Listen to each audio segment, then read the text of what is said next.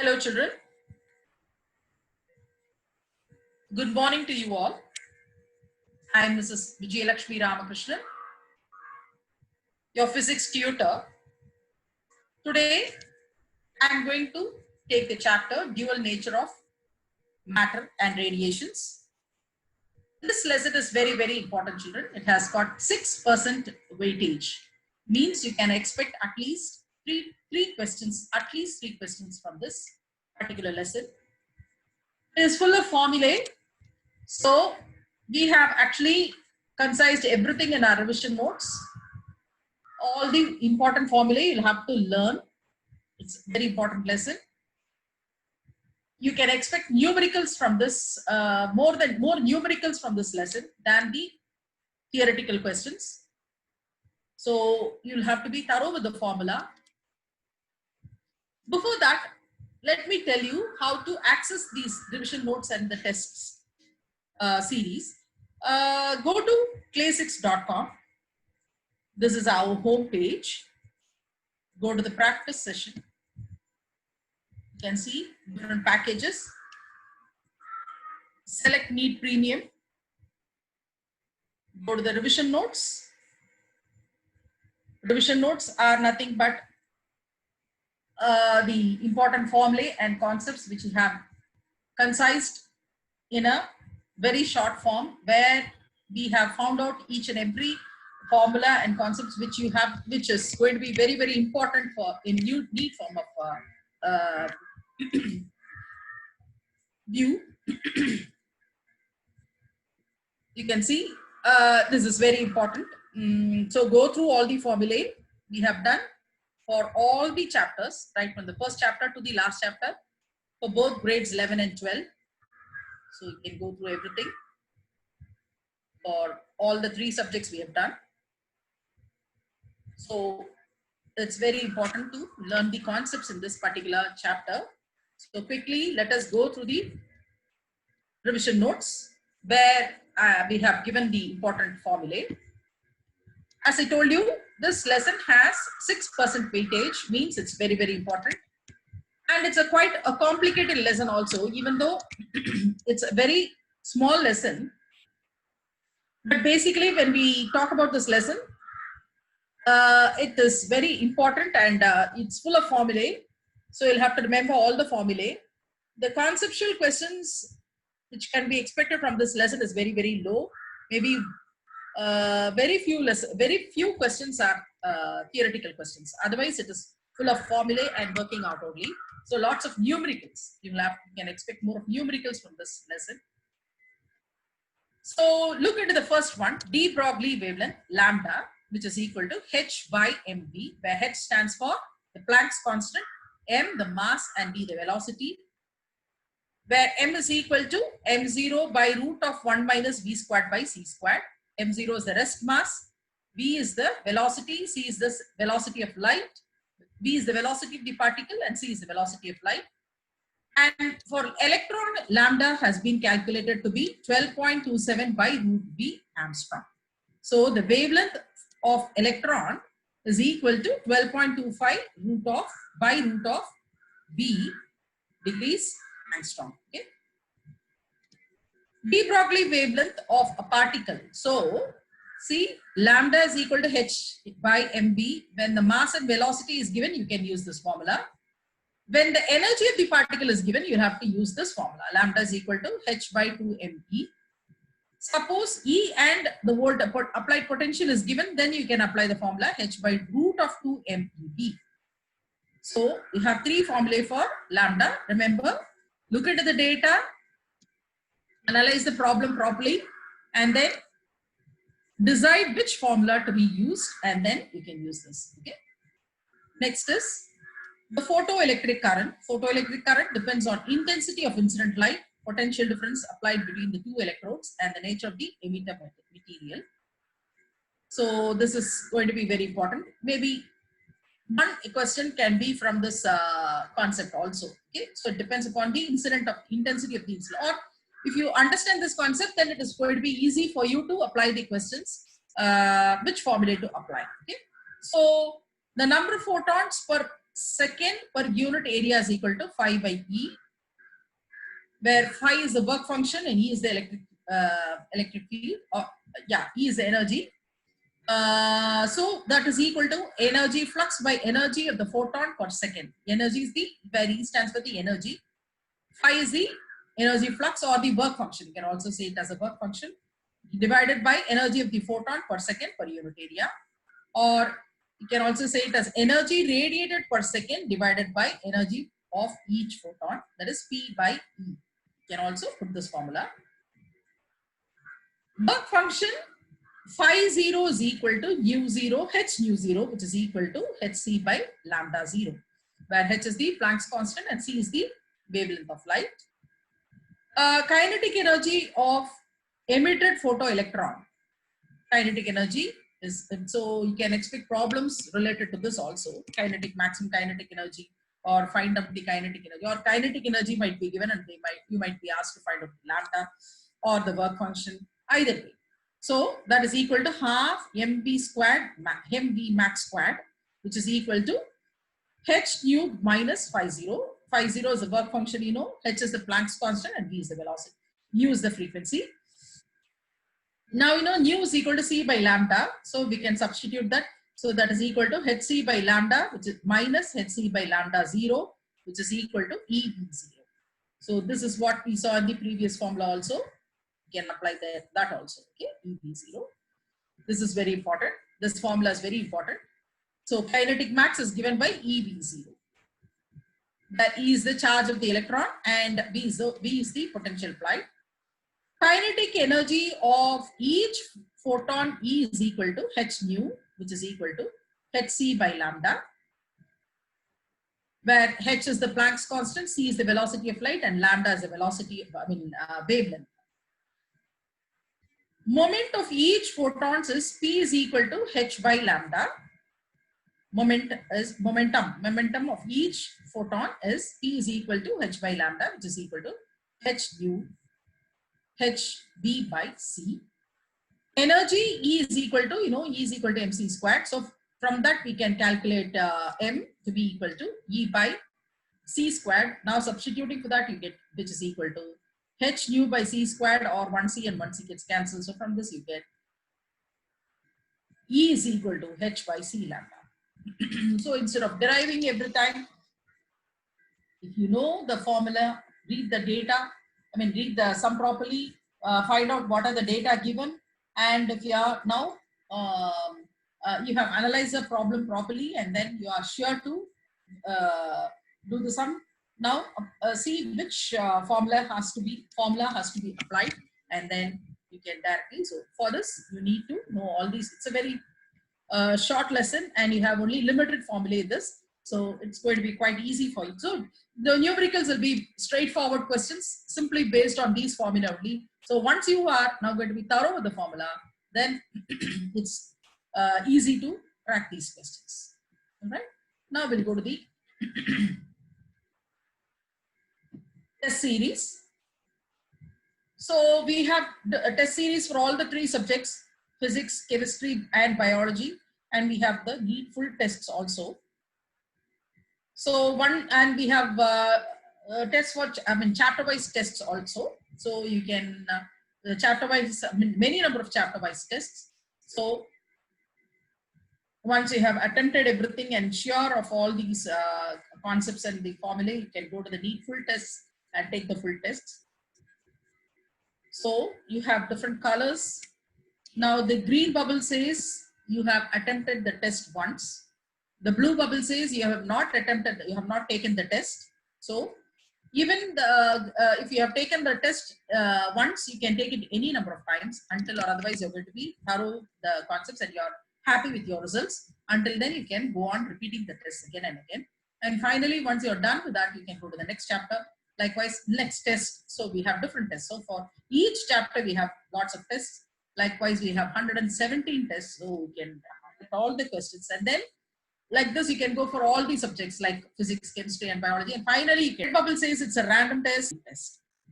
Now click on the take test. Go to test. X-rays produce much. So maximum frequency it's been asked. And the applied voltage is given as, potential applied is given as 30 kilovolts. So V is equal to 30 volts, and which is equal to, that can be written, sorry, 30 kilovolts. So that can be written as 3 into 10 to the power of 4 volts. Now the energy of the electron is E. So that is now going to be the energy of the electron. Okay, that is the energy of the electron.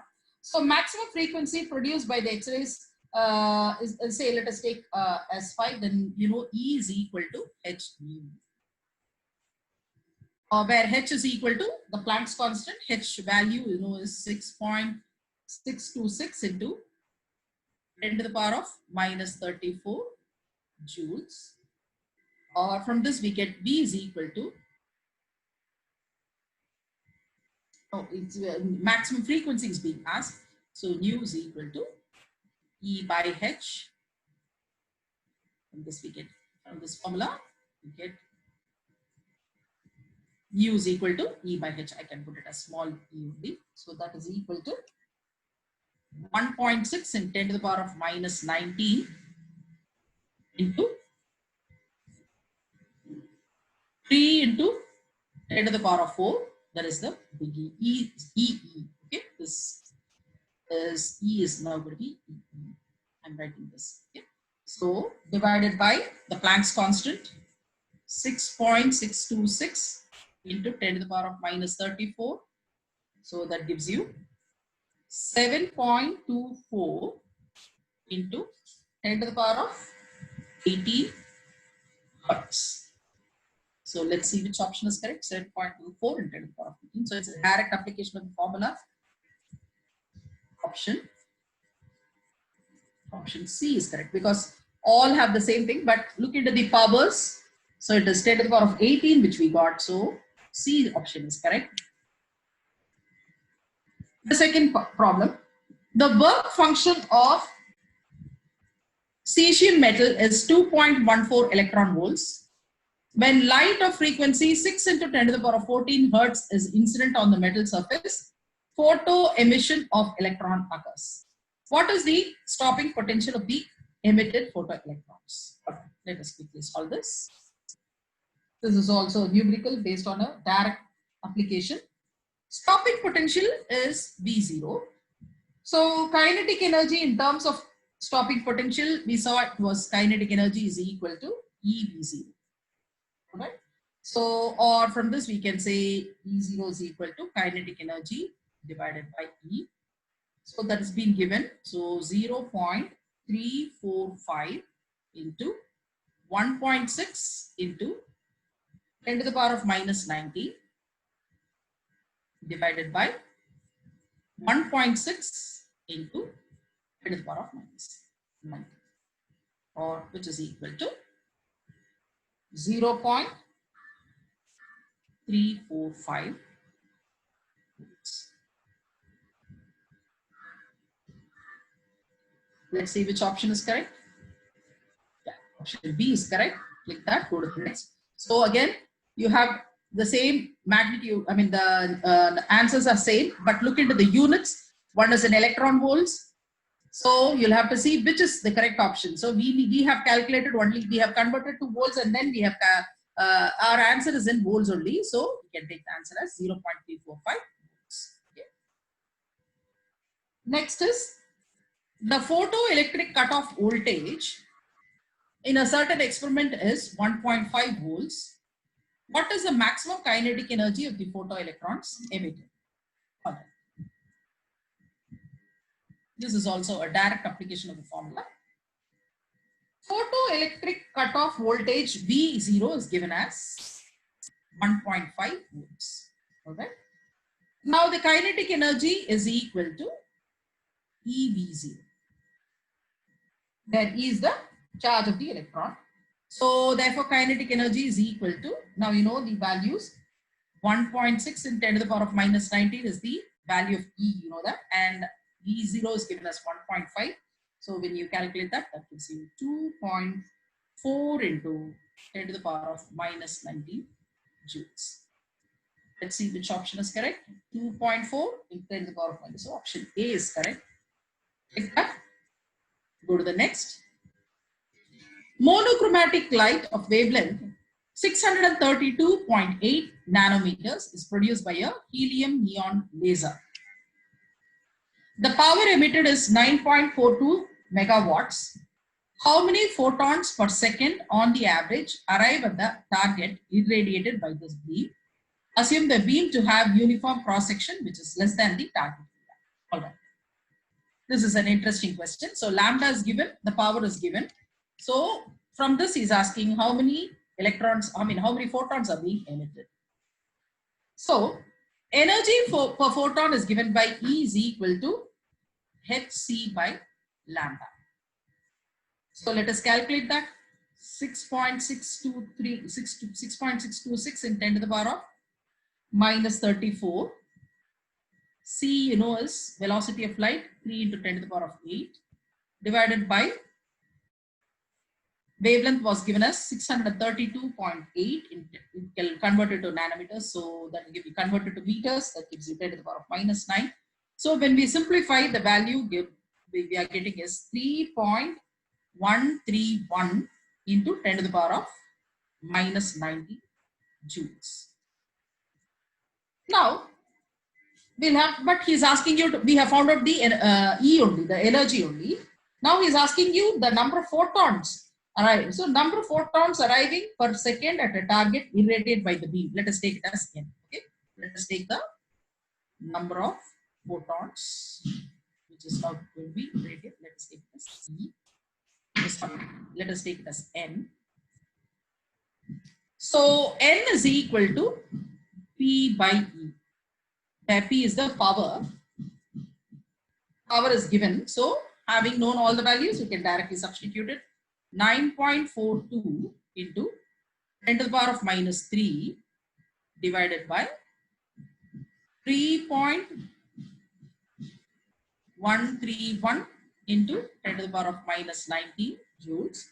So that gives you 3 into 10 to the power of minus 16 photons per second, or I can write it as 0.003 into 10 to the power of minus 9.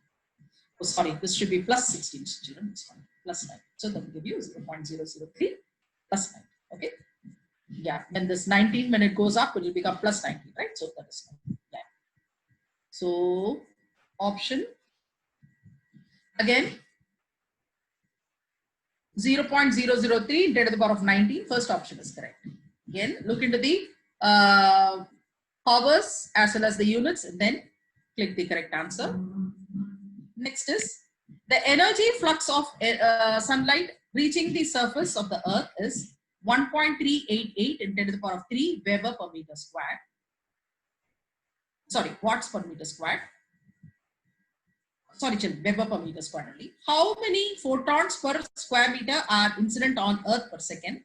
Assume that the photons in the sunlight have an average wavelength of 550 nanometers. So wavelength is given, energy flux phi is given. So with that is asking you to find out the number of photons, something very similar to the previous problem. Let us calculate that. So phi is given as, electron flux phi is given as 1.388 into 10 to the power of 3. Power of the sunlight, power per meter squared is given as 1. So that is now going to be the power. So 1.388 in 10 to the power of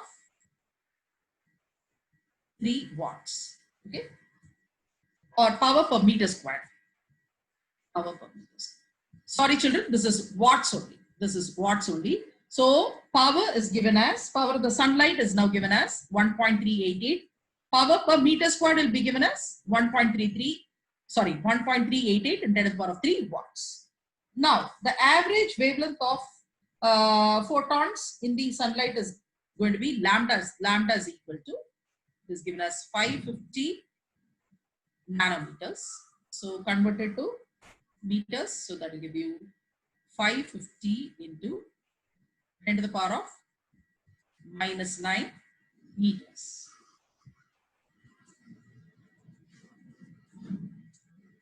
So P is equal to NE. We already saw that. Or N is equal to E by E. So now substitute, that is equal to, now we know E is equal to Hc by lambda. So I'll substitute in the place of E. So that will give you P lambda by Hc. Right? So now having known all the values, we can just substitute 1.388. P is going to be 1.388 10 to the power of 3 into lambda is 550 into 10 to the power of minus 9 divided by H, Planck's constant is 6.626 into 10 to the power of minus 34 into C is velocity of light 3 into 10 to the power of. So now we have known, we know all the values. Simplify, calculate, you can find the value to be 3.84 into 10 to the power of 21. Let's see which option is correct. Yeah, 20. Now look children, option A says 10 to the power of 20 and the option D says 10 to the power of 21. So don't get confused.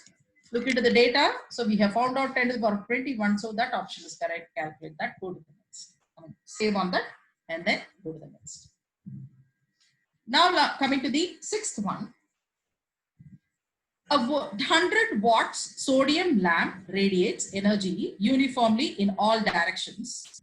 The lamp is located at the center of a large sphere that absorbs all the sodium light which is incident on it. The lambda of sodium lamp is given as 589 nanometers. At what rate are the photons delivered to the sphere? So it's a 100 watt sodium lamp. So that is now radiating the energy uniformly in all directions. Now the lamp is located at the center of a large sphere which absorbs all the sodium light. Okay? So the wavelength of sodium light is given and they are asking you what are the number of photons that is now being delivered. Okay? Let's calculate that.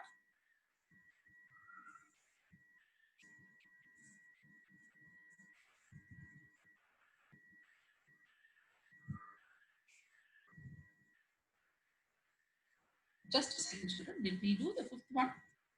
Yeah. Just a second.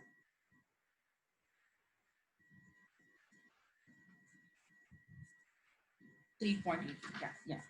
So coming to the sixth one. Yes. Let's calculate this. Here also we are going to use the same formula. E is equal to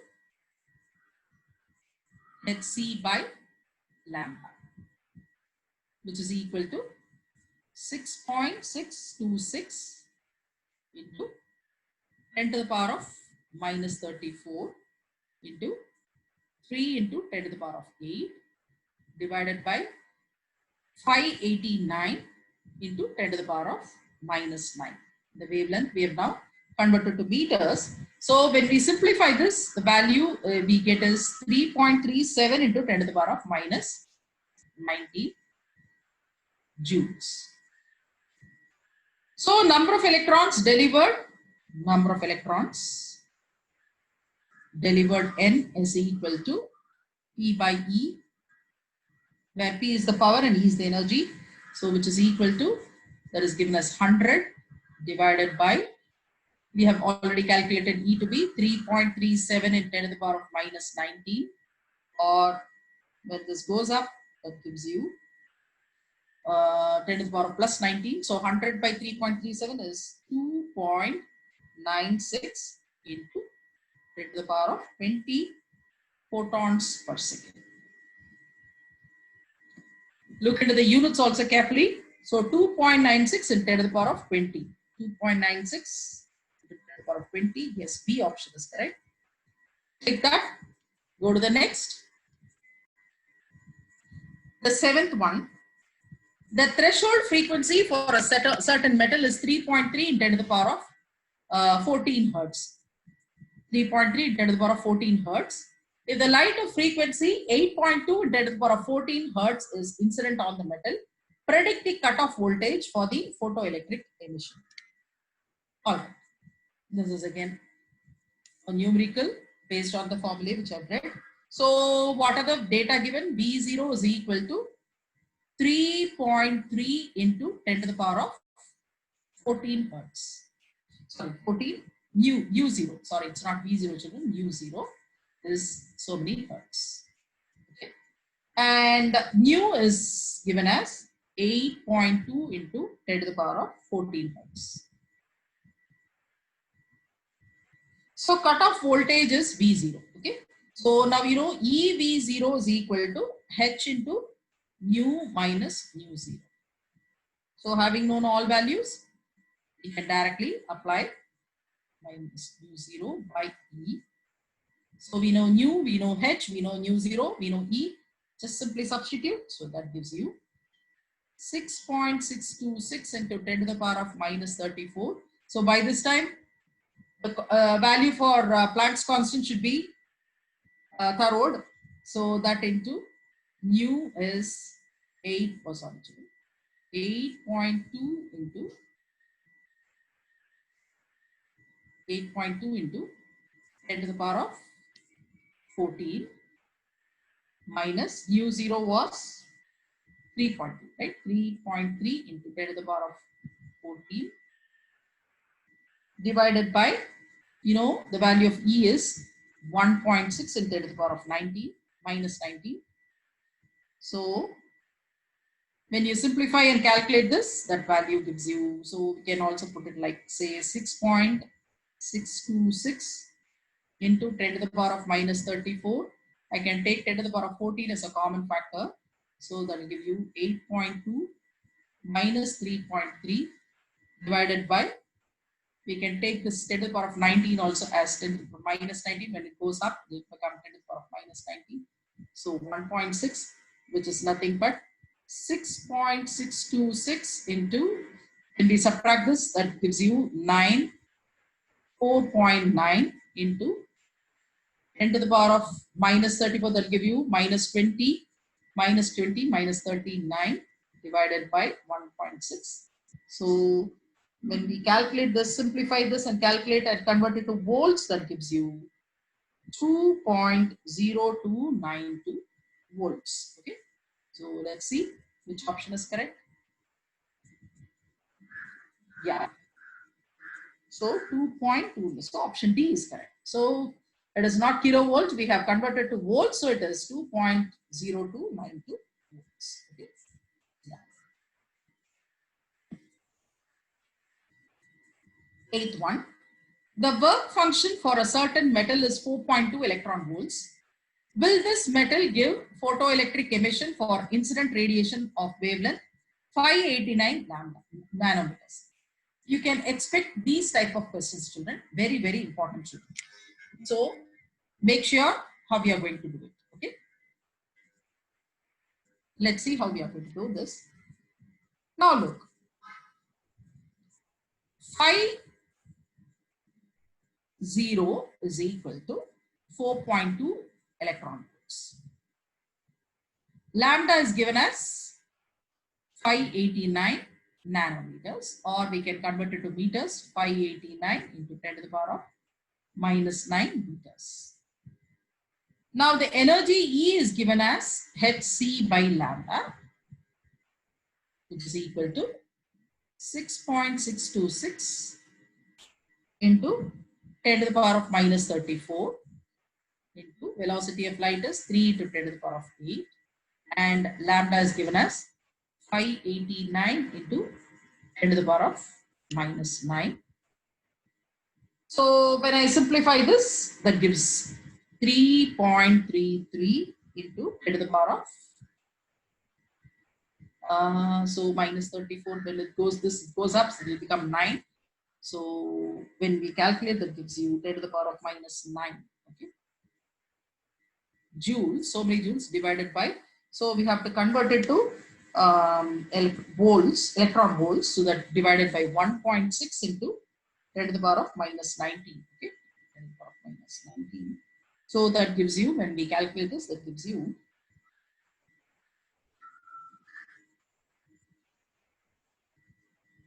2 point, oh sorry children, this is 19.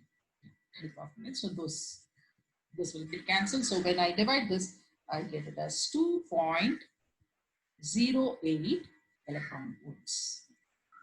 So let's see which option is correct. 2.08 electron volts. So now you know the energy of the incident radiation is less than the work function. Okay, the work function is given as 4.2 electron volts, but we have got 2.08 electron volts. So that means the energy of the incident radiation is less than the work function. So no photoelectric emission will take place. So the answer is no. Go to the next. What is the de Broglie wavelength of a dust particle of mass 1 into 10 to the power of minus 9 kg drifting with a speed of 2.2 meters per second? So the drift velocity is given and the mass of the particle is given. So now let us quickly calculate this. We are going to use a different formula here. So not a different formula, like so the same one. From that we are now going to calculate lambda this time. Okay? All these way lambda was given and we were calculating the energy or either way. Here we are now going to calculate the lambda. Now let us see. Mass is given as m is equal to 10 to the power of minus 9 kg. And v is given as 2.2 meters per second. All right. Lambda is equal to, you know that it is nothing but h by m. Now, since we know all the values, I'll take Planck's constant to be 6.6 into 10 to the power of minus 34. Okay. And mass is, divided by mass is 10 to the power of minus 9 and v is 2.2. So when I simplify this, I get the value to be 3 into approximately, yeah, it is 3 into 10 to the power of minus 25 meters. Let's see which option is correct. 3 into 10 to the power of minus 20. See, you've got two options. One says minus 28 and this is minus 25. So our option C is correct. So that we can click on that. Save that. Go to the next. The work function of the following metals are sodium 2.75 electron volts. K is equal to, for potassium, it is 2.3 electron volts. MO, molybdenum, is 4.17 electron volts and nickel 5.15 electron volts. Which of these metals will not give photoelectric emission for a radiation of wavelength 3300 degrees Angstrom, the photocell, from a helium cadmium laser placed 1 meter away from one? So we'll have to see the combination, which is not going to do. Now for this, we need to calculate the work function. So we know, all right, let's do this. Okay. Lambda is given as 3300 degrees Angstrom. Now you know E is equal to Hc by lambda, which is equal to 6.6 into 10 to the power of minus 34 into 3 into 10 to the power of 8 by, I'm going to convert this to meters. So 3300 into 10 to the power of minus 9. So when we calculate this, we get this as, so we'll have, this is now going to be in joules. Now we'll have to convert it to electron volts. So that into 1.6 into 10 to the power of minus 19. Right? So volts. Only then you get it in electron volts. So when I simplify this, I get the value to be 3.158 electron volts. Okay. So this is greater than the work function. So we'll likewise we'll have to calculate for everything. Now we can see the work function is given. Now we can compare this. We got 3.158. So that means it is greater than the work function of sodium and potassium only. So they will not give any photoelectric emission. Okay. So option B is correct. So sodium and potassium will not give. So save that. Go to the next.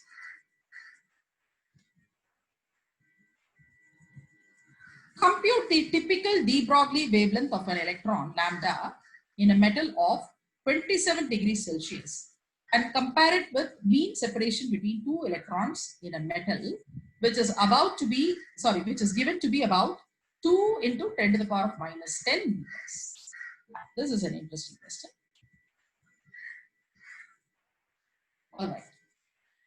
T is given as 27 degrees Celsius. Now I'll convert it to Kelvin.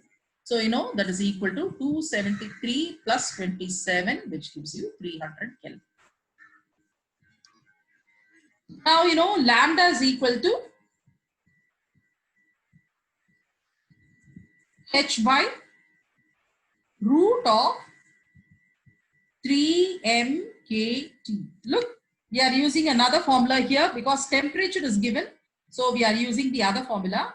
That is why I'm repeatedly telling, look at the data, make yourself thorough, make yourself sure of which formula you are going to use. You've got, for the same lambda, you've got different formula. So you'll have to choose the formula which you are going to use. Since the temperature is given, we are going to use this formula here. Now having known all the values, we can just simply calculate that. I can take the value of Planck's constant h to be 6.6 and 10 to the power of minus 34 divided by root of 3 into mass of an electron is 9.1 in 10 to the power of minus 31, okay, into K is given as 300, sorry, T is 300 and kinetic energy is 1.38 into 10 to the power of minus 23. Right, into 300. T is 300. So when we simplify this, that gives you approximately 6.2 into 10 to the power of minus 9 meters. So lambda, he is asking you compare it with the mean separation, which is about 2 into 10 to the power of minus 10. Okay, so we can now see from this value lambda is greater than r. Okay, so 2 into 10 to the power of minus 10, but we got lambda to be 6.2 10 to the power of minus. So lambda is greater than r. So we can take lambda to be greater than r. Okay. Yeah. Save that. Go to the next.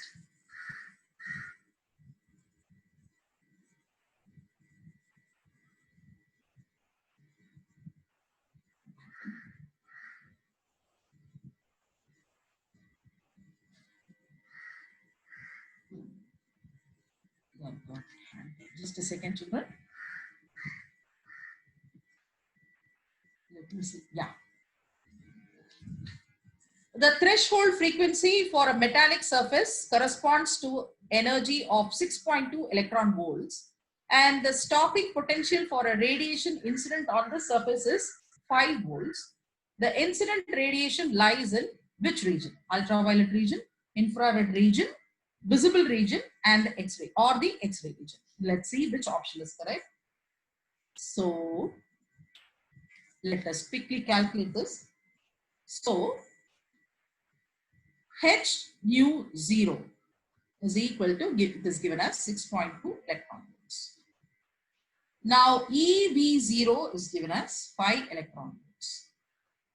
So now you know h nu is equal to h nu 0 plus EV0 plus the work function.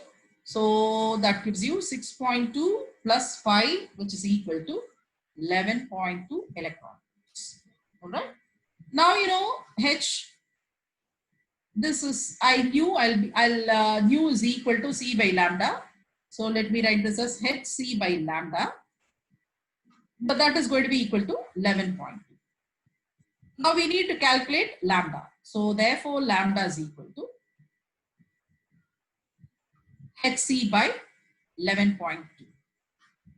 Right? hc by 11.2. So that gives you, having known all values, we can easily calculate now. Is 6.6 into 10 to the power of minus 34 into C is 3 into 10 to the power of 8 divided by 11.2. So that gives you 1108.9 degrees Celsius. Now from the table you can know this belongs to the ultraviolet region. So the option is, yeah, the test again.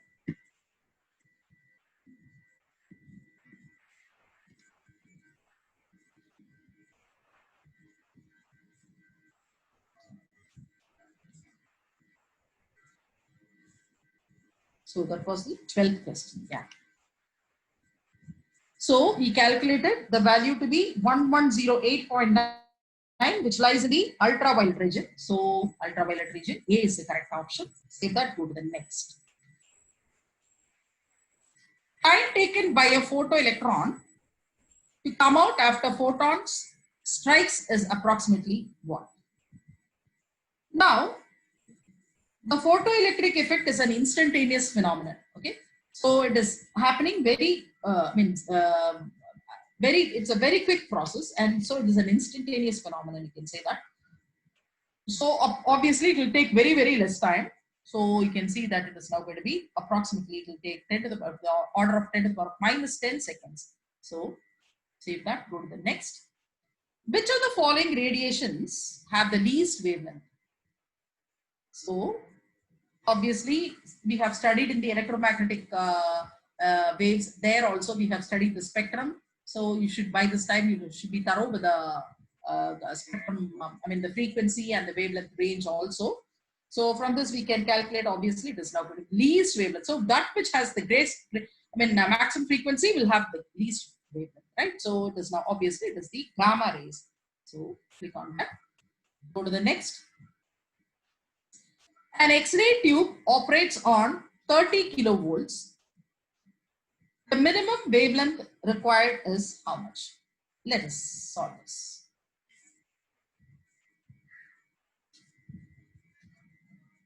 So, E is equal to hc by lambda. Also, we know that E is equal to EB. So, I can equate both. Let us take this as 1, this is 2. So, let me equate both. hc by lambda is equal to EB. Or from this I get lambda to be equal to hc by EB. So that gives me, now you know the value of h, you know the value of c, you know the value of E and B. So using that we can quickly calculate this. 6.6 into 10 to the power of minus 34 into C is 3 into 10 to the power of 8 divided by 1.6. E's value is 1.6 into 10 to the power of minus 19 into B is given as 30. Okay, so 30 into 10, 30 kilovolts. So we are converting it to 30 into 10 to the power of 3 volts. So when we calculate this, simplify this and calculate, we get the value to be 0.4 degrees Angstrom. Let's see which option is correct. 0.4 degrees Angstrom. D is correct option. Save that, go to the next. Yeah, we have completed all the questions now. So now you click on the end test. Yes. Let's wait for the results. Yeah. So since we came back, it says 11 questions were unanswered. Actually, the correct questions will be given by the green color. Unanswered questions will be given by the yellow color. And incorrect answer will be given by the red color. Suppose if you had gone wrong in any of the questions, you can as well click on that question. Say, for example, let us say if 10th question was wrong, then you can click on that question. So the correct answer says D. You can verify that. If you you need to get the explanation, you can scroll down and see the explanation part is also given here. So like this, you can go through the concepts, and whichever question you have gone wrong, you can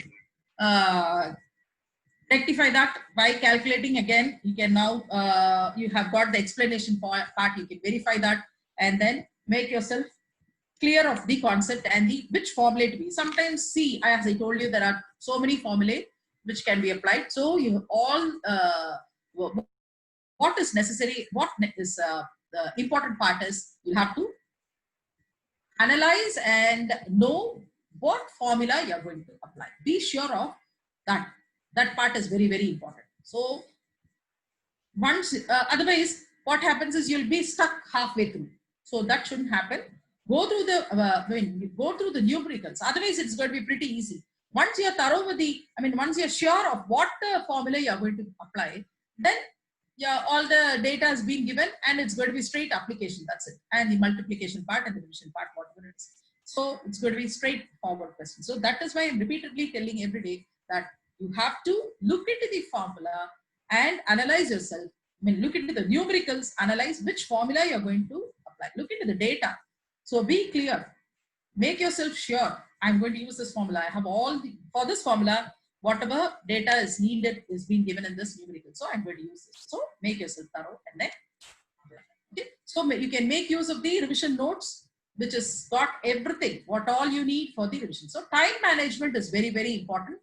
So in these type of exams, so you'll have to know how to manage your time. For that, you should be very thorough with the concepts and the formulae, which we have done it. I mean, the neat revision notes are tailor-made for this. Okay, so once you are thorough with the revision notes, go through that every day. Go through that once every time you take a test. Go through that particular lesson. So you're going to take the lesson-wise tests, chapter-wise tests. So go through that lesson. Analyze yourself. So I have made myself thorough with all the formula. So this is going to be pretty easy. And then attend the test. So finally, when you take the NEET full test, you are going to be really thorough of everything. And finally, when you go to the NEET exams, you can be 100% sure you're going to get very, very good results. Yeah. So do you have any questions, children?